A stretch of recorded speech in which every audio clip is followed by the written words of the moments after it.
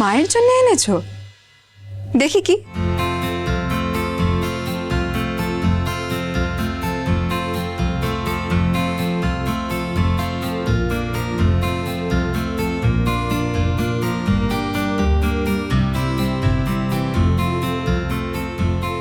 এই যে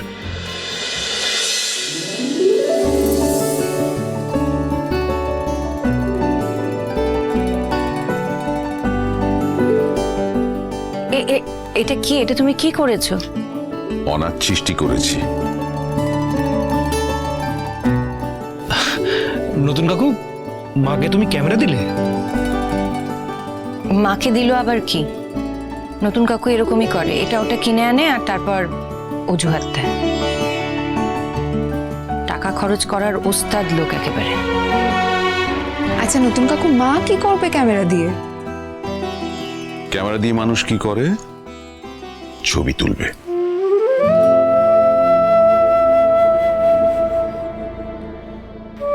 নতুন ঠাকুরপো তখন শুনে আজই কিনে আনলো।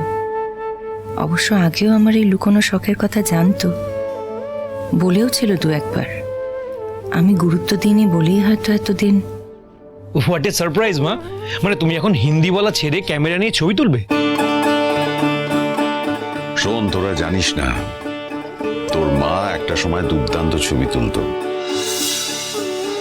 সেসব অনেক আগের কথা, বিয়ের আগের। যদি চাস তোদের দিদিনকে জিজ্ঞেস করিস, দিদিন বলবে। কিন্তু নতুন কাকু, তুমি তো জানো সে কবে থেকে একটা ক্যামেরা আমার কাছে থাকবে এই নিয়ে আমি স্বপ্ন দেখতাম, তৃষ্ণার্ত হয়ে বসে থাকতাম। আমার একটা স্বপ্ন ছিল আমার কাছে একটা ক্যামেরা থাকবে। সাংবাদিক তো, বুঝেছো, মানে অনেক জ্বালা, জানো তো সাংবাদিকদের। রিপোর্টিং করতে হয়, ছবি তুলতে হয়, ছবি তুলি, কিন্তু মোবাইল ক্যামেরা ভালো হয় না। এই ধরনের ক্যামেরাই আমার শখ ছিল। আরে বাড়িতেই তো থাকবে, সবাই ব্যবহার করতে পারবে। আচ্ছা ওর দরকার, ও তৃষ্ণার্থ, আর আমার কি? আমি কি বানের জলে ভেসে এসেছি নাকি?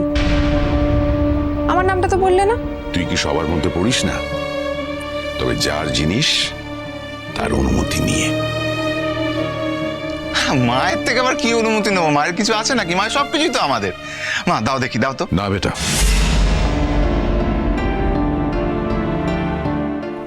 যার জিনিস তার হাতে আগে দি, তার পরের কথা পরে হবে।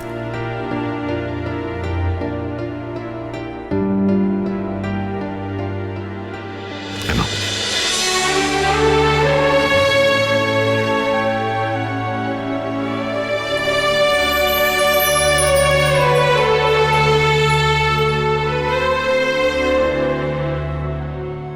বৌঠান, আমি চাই এই ক্যামেরাটা নিয়ে তুমি পুরী যাও, আর সমস্ত ট্রিপের ছবি তুমি এই ক্যামেরাটা ধরে রাখো।